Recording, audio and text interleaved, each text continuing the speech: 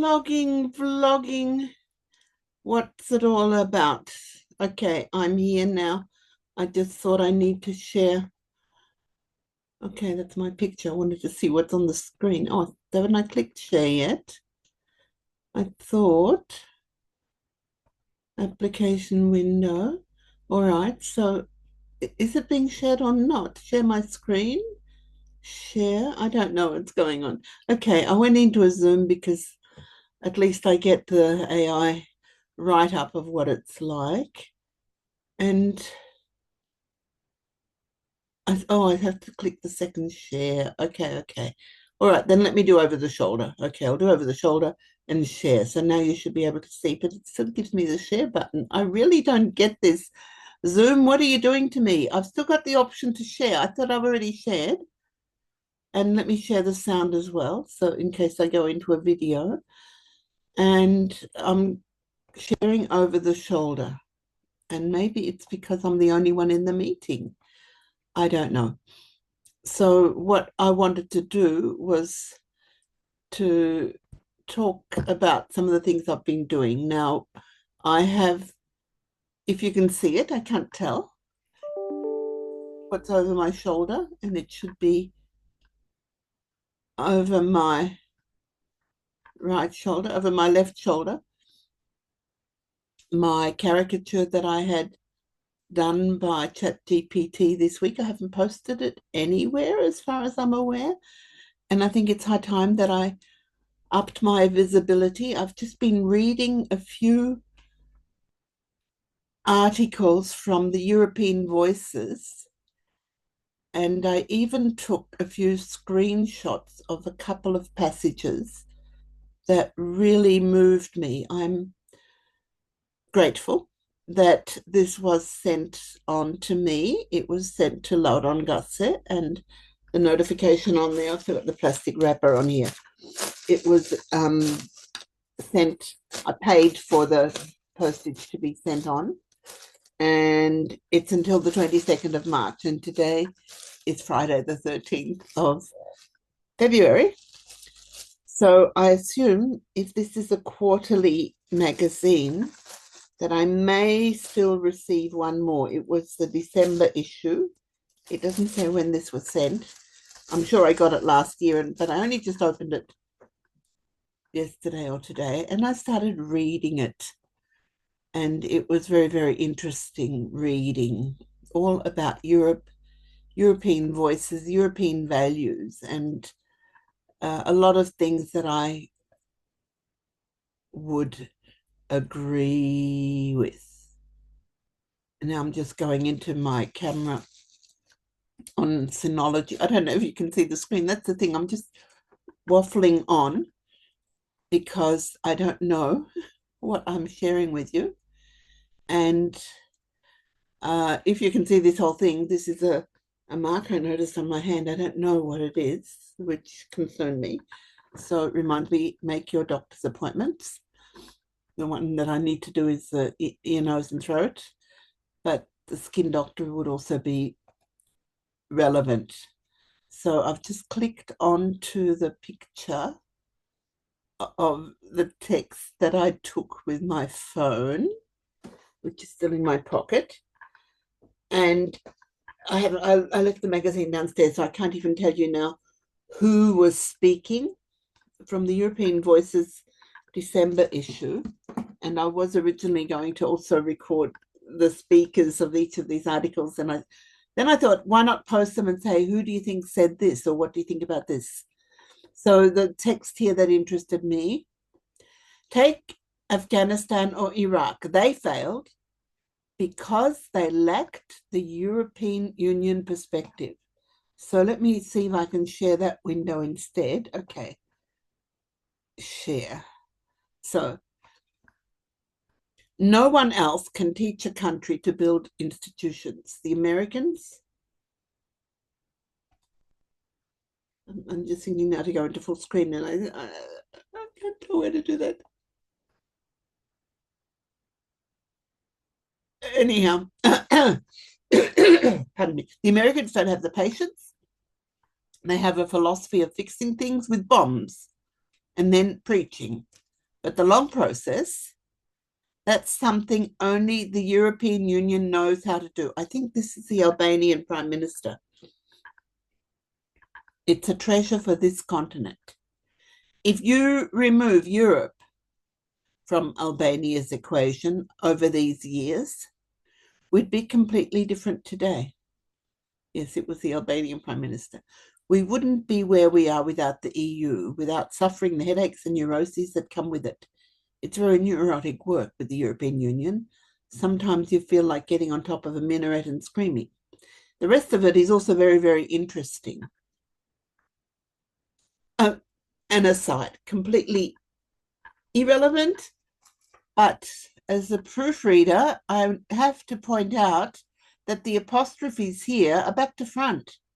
I don't know what editing program, what formatting system you're using when you're creating this magazine, European Voices, but please, please, please change this apostrophe to the English one. That is what comes at the beginning with single quotation marks, but it is not an apostrophe. The apostrophe is a 9. It's facing the other way. And throughout this whole document, throughout the whole magazine, the apostrophes are back to front. Yeah, okay, that's one. The next, I think it goes the other way, but let me just see. Yeah, that's what I was talking to you about. The other next one, this one I think is the same as the next one, so this one will be delete. Yes, exactly. So I'm going to delete this one. Delete. And my internet or something is very, very slow. So you are not authorized. La la la la. So why am I still filming? And why do I think I'm going to post this anyhow? Yeah, because I'm authentic. Well, who's interested? Okay, I'm on my Synology. I'm on my own Synology, and it keeps asking me to sign myself in. Anyhow, I'm in again, and going back to where I was. No, I have to sign in again. La la la la. So I want to go back to where I was before, to my mobile backup. So this is the stuff that I do when I'm not recording usually. Okay, so I'm usually moving this stuff around back into my photo library, out of the mobile backup. Okay, so this is the second. I thought I did more. From the perspective of a state aspiring to join the EU, current dynamics call for a more assertive Europe as a decisive global actor. The knowledge that the EU has historically strengthened itself by overcoming crises fills us with hope that by uniting and adapting, the Union will emerge from today's political and economic challenges, not weakened, but reformed and strengthened. Okay, and so was I not sharing that whole time? If I wasn't, if I was, then I would have the end of the stop share. So if you haven't seen any of that, interesting. Okay, if I really write something, then I'll have to post these pictures anyhow. Good. Then I think now I've lost it completely. Now here's a stop share. So I don't know. I'm okay. I'm going to stop here because I'm getting confused in my own digital world. I'm not stopping. I'm talking. I'm deliberating, discussing, reflecting. Reading the European Voices this morning has been fascinating. I was sitting in our sunroom with the sun shining on my face, and now I've come upstairs because the sun doesn't shine downstairs anymore, and it's nearly gone here as well. And I'm really looking forward to spring and summer, and really appreciating the time that I've got and the resources that are available to me to do what I want to do. And I'm pushed. I have to reflect. I have to talk much more. I have to tell my story much more. reading a number of reports and stories and going through my paperwork, I came across the CSW conference from 2005 when we were invited to the Austrian ministry before or after, either as a report after the CSW in New York or also in preparation for it. And that was 20 years ago. So I'm just reflecting how I'm a little bit out of that picture now, and how I was already contemplating, thinking about I should get involved with the Committee on the Status of Women, the NGO committee here in Vienna. Haven't done anything about it yet, haven't even responded to the invitations to attend other activities from Women's Federation. And lo and behold, there was this event this week where, due to Carolyn Hanshin's presidency of the NGO Committee on the Status of Women in Geneva and her outreach to the committee here in Vienna, Renata attended a business women's meeting this week on Wednesday morning, breakfast meeting. And I'm very happy that that is happening. And I really see a lot of potential for Women's Federation in particular to do much, much more in that area.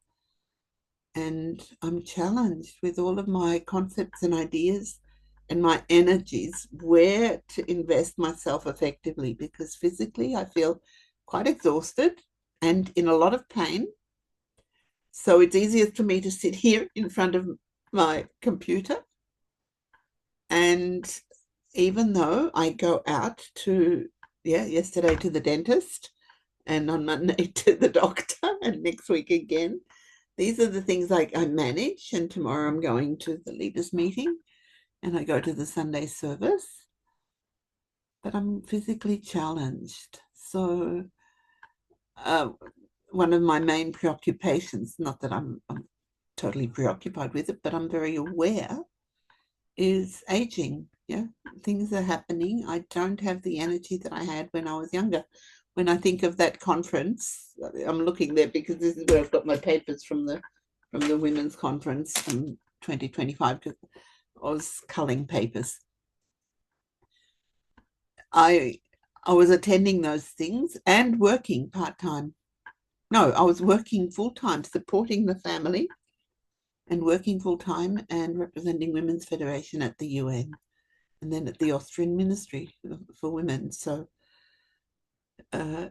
just don't take it for granted. You can do a lot. Do what you can while you can, because you don't know what it's going to be like. You don't know what other things are going, what things other people are going through. So just do what you can. That's my message. So that's it for now.